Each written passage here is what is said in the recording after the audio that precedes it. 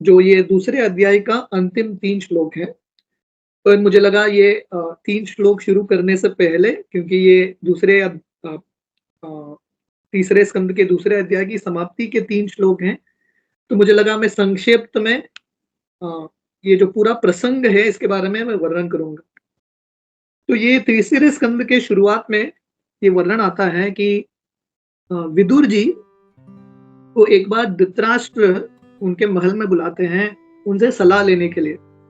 और विदुर जी क्योंकि साधु हैं, साधु का लक्षण है स्ट्रेट बोलना, सत्य बोलना।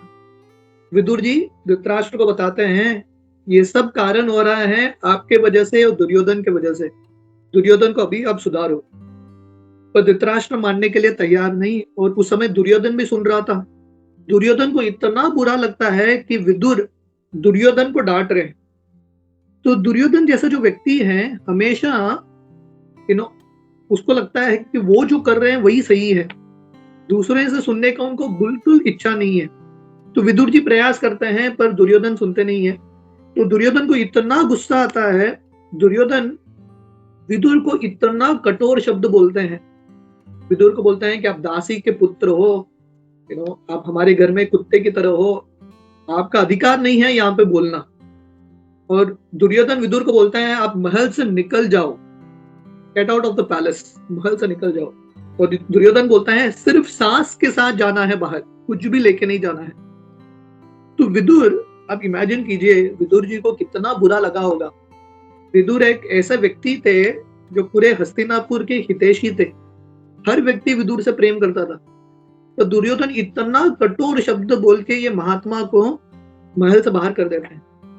तो विदुर जी को बुरा तो लगता है, पर विदुर जी क्योंकि भगवान के महान भक्त हैं, वो समझ जाते हैं कि अल्टीमेटली भगवान का इच्छा है, जो भी होता है भगवान हमारे अच्छे के लिए करते हैं।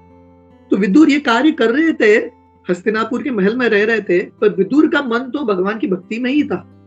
इसलिए विदुर को लगता है बहुत ही अच्छा हो गया, अभी ये सब मैनेजमेंट से मुझे छुटकारा मिल गया, अभी मैं यात्रा करता रहूंगा, भ्रमण करता रहूंगा। तो भक्त मतलब जब हमारी जिंदगी में ऐसे कठिन परिस्थिति आते हैं, हम उसको पॉजिटिवली हमको लेना है। भगवान रामचंद्र का उदाहरण है। आजकल कल इतना बड़ा ऐतिहासिक पर्व हुआ, अयोध्या मंदिर का उद्घाटन। तो भगवान रामचंद्र अपने उदाहरण से सिखाते हैं। उनका पट्टाभिषेक होने वाला था, रातों रात कई कई भगवान रामचंद्र को बोलती है कि आप महल से चले जाओ बाहर। पर भगवान रामचंद्र भी इसको पॉजिटिवली लेते हैं, जैसे विदुर यहाँ पे लेते हैं। तो भगवान राम सोच रहे थे बहुत ही अच्छा हो गया, अभी मुझे तीर्थ यात्रा करने का अवसर मिलेगा, अलग अलग साधुओं के संग में जाने का अवसर मिलेगा, उनसे श्रवण करने का अवसर मिलेगा। तो इस तरह से विदुर जी भगवान राम के पच्चीनों पे चलते हुए महल से बाहर चले जाते हैं। और पहले अध्याय में वर्णन आता है कि कैसे विदुर भ्रमण करते करते इतने सारे पवित्र स्थली में जाते हैं। तो भक्ति का एक बहुत महत्वपूर्ण अंग है तीर्थ यात्रा का भ्रमण। और विदुर जी अकेले हैं, कोई भी नहीं पहचान पा रहा है विदुर कौन है, वो अकेले ही भ्रमण कर रहे हैं। अपने शरीर के बारे में ख्याल नहीं रखते, वस्त्र के बारे में ख्याल नहीं रखते, ऐसे ही भ्रमण कर रहे हैं। और इतने आनंद में थे क्योंकि अल्टीमेटली वो जो उनका हृदय का भाव है, उनका जो हृदय का इच्छा है तीर्थ स्थली का भ्रमण करना, भगवान के मंदिरों का दर्शन करना, साधुओं से मिलना, इसको वो पूरा कर रहे हैं। तो ऐसा भ्रमण करते करते, भारत के अलग अलग तीर्थ स्थलियों में भ्रमण करते करते वो वृंदावन आके पहुंचते हैं। और वृंदावन में वो उद्धव जी से मिलते हैं अकस्मात। तो श्रील प्रभुपाद एक्चुअली ये पहले अध्याय के एक श्लोक के तात्पर्य में लिखता है कि वृंदावन ऐसा एक स्थान है जहां पे अभी भी लोग एक्चुअली कृष्ण को ढूंढ रहे हैं। तो विदुर जी यही भाव में कृष्ण को ढूंढते हुए वृंदावन पहुंचते हैं और अकस्मात उद्धव जी से मिलते हैं। तो उद्धव जी जो है भगवान कृष्ण के एक महान भक्त हैं, भगवान कृष्ण के भाई हैं, कजिन ब्रदर हैं। जैसे अर्जुन कृष्ण के कजिन ब्रदर हैं, वैसे ही उद्धव भगवान कृष्ण के कजिन ब्रदर हैं। तो एक्चुअली वर्णन आता है कि उद्धव जी बृहस्पति के शिष्य हैं, बृहस्पति के अवतार हैं। इतने बुद्धिमान थे उद्धव जी, भगवान कृष्ण भी उद्धव से सलाह लेते थे। इमेजिन करो उद्धव का क्या स्तर है, कृष्ण सलाह लेते हैं उद्धव जी से। तो एक बार हम सब ये प्रसंग जानते हैं कि भगवान कृष्ण एक बार उद्धव को बोलते हैं कि आप वृंदावन चले जाओ, क्योंकि कृष्ण वृंदावन से मथुरा चले जाते हैं, फिर से वृंदावन नहीं जाते। तो भगवान कृष्ण उद्धव को बोलते हैं कि आप वृंदावन चले जाओ, वहां पे आप गोपियों को जाके एक संदेश देना, मेरे बारे में, तत्व ज्ञान के बारे में बताना। तो उद्धव जी भगवान कृष्ण के आज्ञा पालन करते हुए वृंदावन जाते हैं, गोपियों को संदेश देने के लिए, गोपियों को प्रवचन देने के लिए, प्रचार करने के लिए। पर जब उद्धव जी वृंदावन जाते हैं और गोपियों का भाव देखते हैं, खासकर श्रीमती राधा रानी का भाव, उद्धव का दिल पिघल जाता है। उद्धव सोच रहे थे मैं आया था वृंदावन प्रचार करने के लिए, पर एक्चुअली भगवान कृष्ण ने मुझे भेजा वृंदावन ताकि गोपियों के माध्यम से मुझे प्रचार हो सके। तो बहुत बार जब प्रचारक जाते हैं कहीं पे प्रचार करने के लिए, उल्टा प्रेरणा प्राप्त करके आते हैं। जैसे हनुमान जी का उदाहरण है, हनुमान जी को भगवान राम एक प्रचारक के रूप में भेजते हैं सीता मैया को संदेश देने के लिए। पर जब हनुमान जी सीता मैया के पास जाते हैं और सीता मैया की भक्ति को देखते हैं, हनुमान जी को समझ में आता है एक्चुअली भगवान राम ने मुझे यहाँ पे भेजा है भक्ति क्या है सीखने के लिए। हनुमान जी नम्र हो जाते हैं। तो वैसे उद्धव जी, उनको लग रहा था मैं कृष्ण का महान भक्त हूँ, कृष्ण का सबसे निकट भक्त हूँ।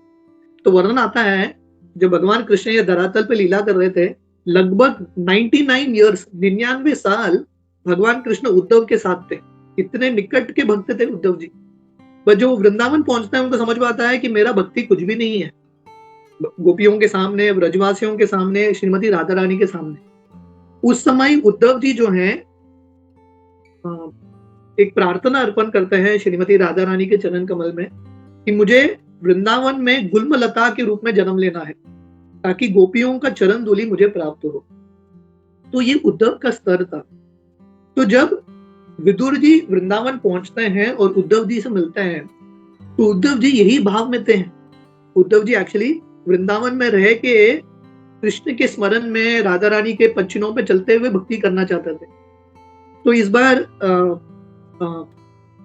2-3 महीने पहले मैं जब वृंदावन गया था गोवर्धन में, तो गोवर्धन में एक स्थान है उद्धव कुंड। तो उद्धव कुंड में एक बाबा जी बता रहे थे, एक्चुअली हम देखेंगे ये प्रसंग में, कि जब भगवान कृष्ण अपना लीला समाप्त कर रहे थे ना, तो जब वो भगवान कृष्ण यदुकुल का एक दूसरे से झगड़ा करते हैं, एक दूसरे को मार देते हैं, भगवान कृष्ण वहां से अकेले निकल जाते हैं। तो जब भगवान कृष्ण निकल रहे हैं उनके ये अंतिम यात्रा के लिए, उस समय वो उद्धव जी से मिलते हैं और उद्धव जी को पूरा गीता सुनाते हैं। इसको बोलते हैं उद्धव गीता। जो गीता, जो संदेश वो अर्जुन को भी नहीं सुना सके, विस्तार में उद्धव जी को सुनाते हैं। इतना सुंदर है। उस समय भगवान कृष्ण उद्धव को बोलते हैं, देखो उद्धव, अभी मैं बहुत जल्दी अपना लीला समाप्त करके जाऊंगा, डेफिनेटली आपको मेरा विरह महसूस होगा। तो मेरा प्रार्थना है, मेरा आपसे ये निवेदन है कि आप बद्रिकाश्रम जाइए और बद्रिकाश्रम में नर नारायण ऋषि और वहां के जो ऋषि मुनि हैं उनके संग में रहिए। इससे आपको मेरे विरह का जो भाव है उतना महसूस नहीं होगा।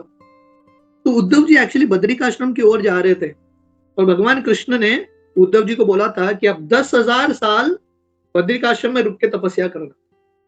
पर उद्धव जी जब वृंदावन आते हैं, उनका मन का ये भाव था कि उनको वृंदावन रुकना है। पर भगवान कृष्ण यहाँ पे उद्धव जी को बोल रहे हैं कि आप बद्रिकाश्रम में रह के तपस्या करना। तो उद्धव जी श्रीमती राधा रानी से प्रार्थना करते हैं और वहां के जो बाबा जी हैं उद्धव कुंड में, हमको बता रहे थे कि राधा रानी की कृपा से उद्धव जी का जो 10,000 साल उनको बद्रिकाश्रम में रुकना था, राधा रानी सिर्फ 10 घंटे में समाप्त कर देती है और उद्धव जी एक्चुअली वृंदावन में आके निवास करते हैं गुल्मलता के रूप में। तो ये उद्धव का महिमा है। तो जब विदुर जी यहाँ पे आते हैं और उद्धव से मिलते हैं, विदुर जी उद्धव को पूछते हैं कि हे उद्धव, भगवान कृष्ण कैसे हैं, यदुकुल के लोग कैसे हैं? क्योंकि जब विदुर जी तीर्थ यात्रा का भ्रमण कर रहे थे, उनको ऑलरेडी पता चल गया कि यदुकुल का संहार हो गया, कृष्ण का लीला की समाप्ति हो गई, विदुर को पता चल गया। फिर भी विदुर जी इतने शौक में थे, प्रभुपाद वर्णन करते हैं, वो विश्वास नहीं कर पा रहे कि यदुकुल समाप्त हो गया, कृष्ण की लीलाएं समाप्त हो गई। तो फिर से कंफर्म करने के लिए उद्धव जी से पूछते हैं, वो अलग अलग प्रश्न पूछते हैं यदुकुल के बारे में, हस्तिनापुर के लोगों के बारे में इत्यादि। तो ये पहला अध्याय का सार था।